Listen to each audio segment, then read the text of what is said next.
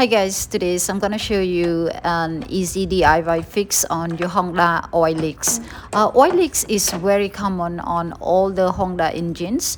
The problem could be from valve cover gaskets, spark plugs, tube gaskets, front and rear crankshaft seals, and even the oil pan. In this video, I'm gonna show you how to replace the gasket in between Vtec solenoid from leaking oil. Typically, the Vtec solenoid gasket is often overlooked because the valve gasket right above it, which means that any oil residue may have come from the problematic valve cover gasket.